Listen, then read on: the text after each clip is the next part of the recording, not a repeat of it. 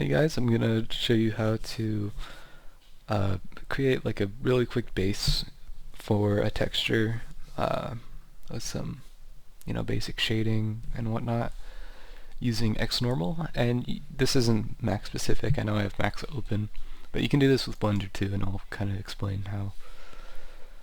Really, all you need to do is in Max is once you have your model, export it as export it as an OBJ, which I've already done. It's called small.obj, and then we're gonna make you can either make a duplicate or you can just add this modifier on top. The push modifier in Blender, that would be the displacement modifier, and you use a really small value, so it's just getting slightly bigger. Like, you won't even see in the viewport unless you get really close.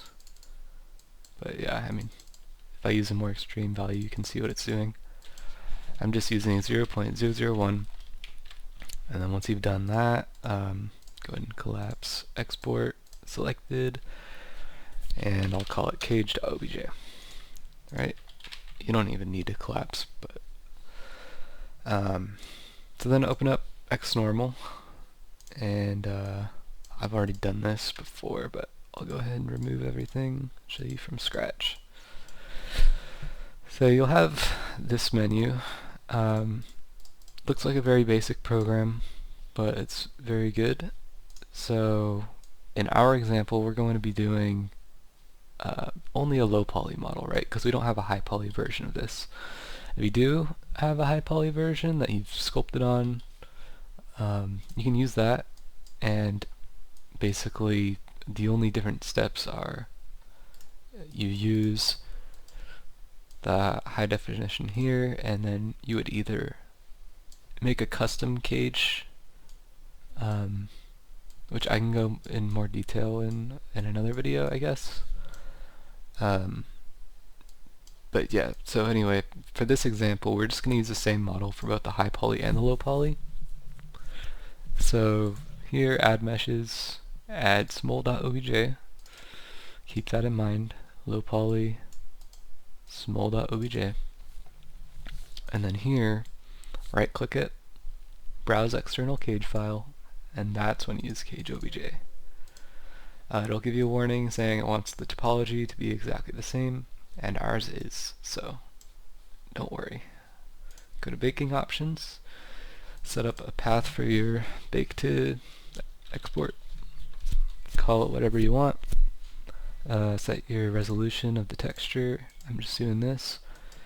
I'm doing 36 edge padding. That's just what I usually use. For higher resolutions, you'll probably want more edge padding, but this is a good number in most cases. You can really never have too much edge padding. Honestly, just go as high as you can. It doesn't matter. So yeah, then here, maps to render. Only ones I want to focus on for this is ambient occlusion and bent normal map. Ambient occlusion is honestly optional. Its results aren't even as great in my opinion, but you can use both.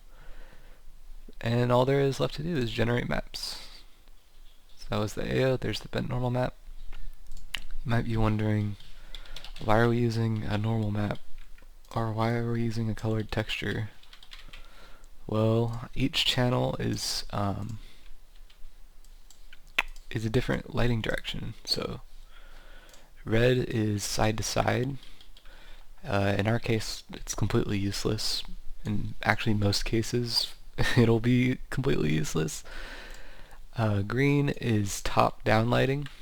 So I'll go ahead and export green and blue. Blue is front back. Green is our top-down. Blue is our front back.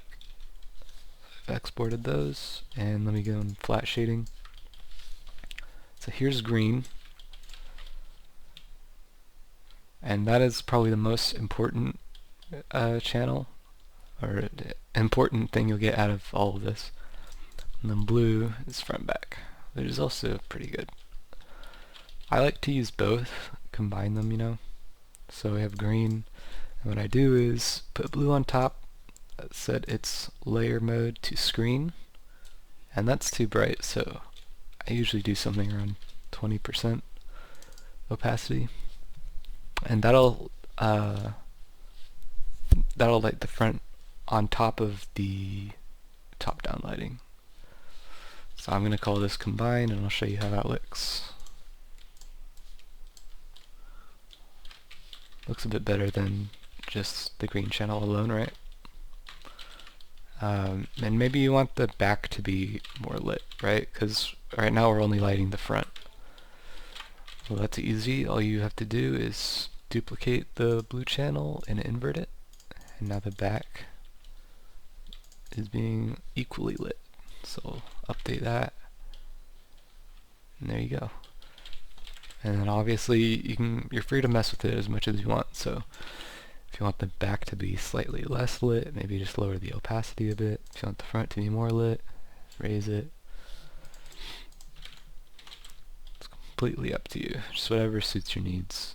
And then you might notice on your bakes that certain areas have errors, and it's really not a big deal. Like, the only reason it's happening here is because of overlapping UVs. So I'll show you. The shoe is mapped symmetrically, so these two polygons are taking up the same space as these two polygons on the UV map, and same thing's going on with the sleeves here. Let's see if I go here. I just selected what looks like two polygons, but you know, it's more than that.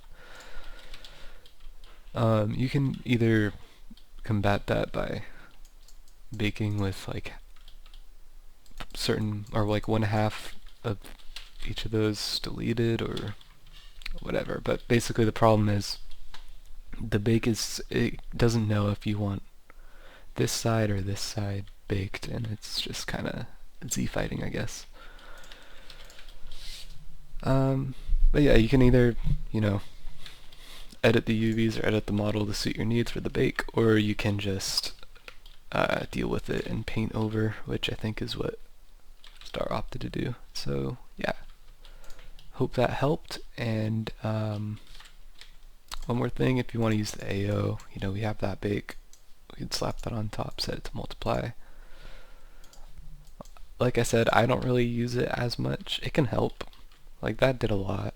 It can help, but it's not as important. And obviously this black is here because of the belt loop and the belt being UV'd symmetrically. But yeah, that should take a lot of time out of you know, just like blocking in your shadows. So even if you don't have a high poly sculpt, you can definitely use these methods for texturing. And again, it'll work for Blender users or Max users. So xNormal is completely free, and yeah.